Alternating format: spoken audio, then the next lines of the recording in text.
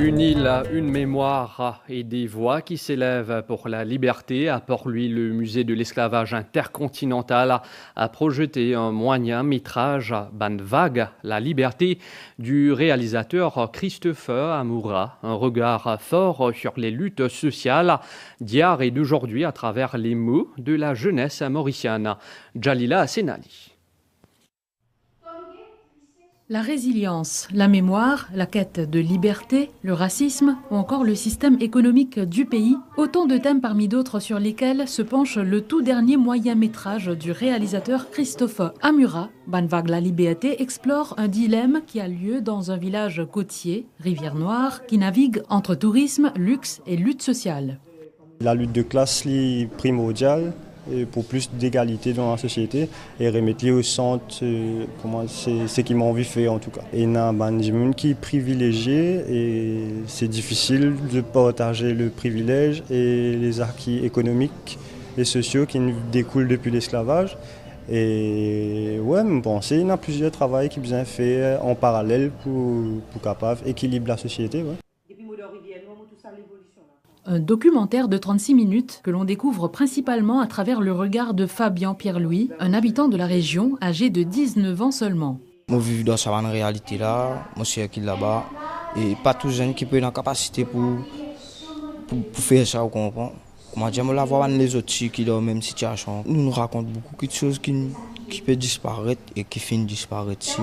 Comment la médecine traditionnelle, les affaires guérir du monde, tout ça là. Après, la terre même peut disparaître. L'inspiration derrière le documentaire, le film Ni chaîne ni maître, qui a déclenché l'idée au sein de l'association Le Pont du Tamarinier. L'instance s'est alors tournée vers Christopher Amoura pour concrétiser cette vision. Nous regardons le film, Ni chaîne ni maître, et après nous avons un partage.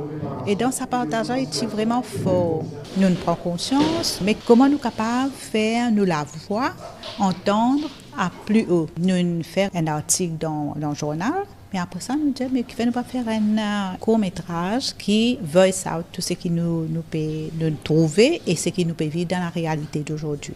La projection du documentaire au musée de l'esclavage intercontinental est doublement symbolique, d'autant qu'elle s'insère dans le cadre de la Journée mondiale de l'Afrique qui a lieu chaque 25 mai.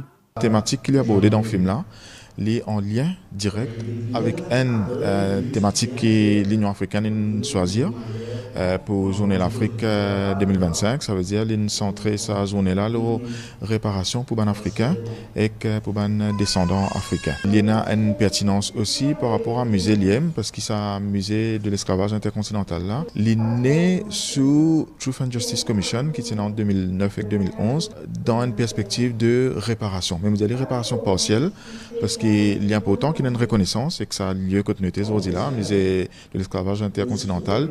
Il y a une reconnaissance qui inéna l'esclavage dans Maurice.